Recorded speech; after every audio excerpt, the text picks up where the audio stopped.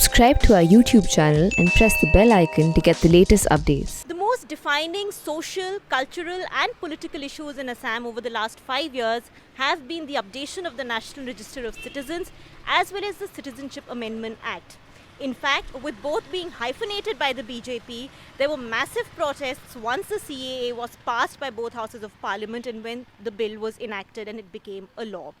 Now, as this election approaches in Assam, which is a crucial election for all stakeholders, it becomes important to see whether CAA is at all an issue in Assam on the ground among voters. And this is important because ethnicity and this ethnic versus non-ethnic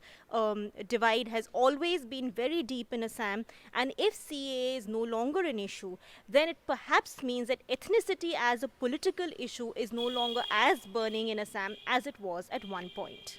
আপুনি কওক এতিয়া মানে যে election আছে হেতুত কি main important যে issues হয় হেতু কি হয় কি মানে আপুনি কি বুলি ভাবি পেলাই ভোট দিব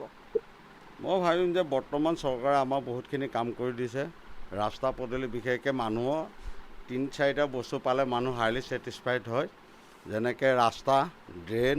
পানী বিজুলী এইকেইটা পালে মানুহ হাইলি ছেটিছফাইড হয় আমি জানো কিন্তু এতিয়া বৰ্তমান চৰকাৰৰ দিনত দেখিছোঁ সেইকেইটা বস্তু পাইছে মানুহে আৰু বহুত শান্তিটো থাকিব পাৰিছে এইটো যে কা আনিছে চৰকাৰে মোদী চৰকাৰে হেতু আপুনি কি ভাবে এইটো ভাল নে বেয়া আৰু হেতু ইলেকশ্যনৰ ইস্যু হয় বা নহয়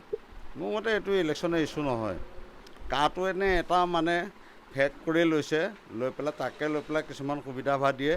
তাকে লৈ পেলাই অদল বদল কৰি পেলাই মানে হেৰি কৰি আছে উল্টা পুল্টা কৰি আছে কিন্তু সেইটো এটা ডাঙৰ ইস্যু নহয় তেওঁলোকে এনেই হেৰি কৰি আছে যোনটো দলে নহওক মই কোনো দলৰ হৈ পেলাই ক'বলৈ যোৱা নাই মই বিজেপি হৈ ক'বলৈ যোৱা নাই কংগ্ৰেছৰ হৈ পেলাই ক'বলৈ যোৱা নাইকিয়া কিন্তু বৰ্তমান আমাৰ শান্তিকাম্য আমাৰ শান্তি লাগে শান্তিটোৱে আমাৰ মানে পাই আছোঁ আমি তাতে highly satisfied In fact, the CAA impacted Assam the most, a state that has struggled with a deep-seated resentment against outsiders for decades and where ethnic identity has given birth to not just an entire movement but a key regional political party, the Akhom Gana Parishad. And yet, as Assam starts voting for these polls, CAA hardly seems to be an issue. However, this is more complex than what it seems to be.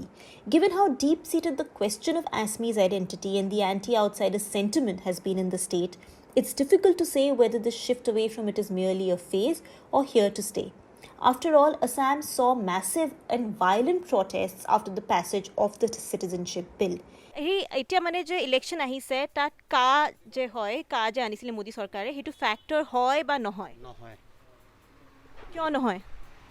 CAA citizenship amendment বিলখন প্ৰথমতে পাছ হওঁতে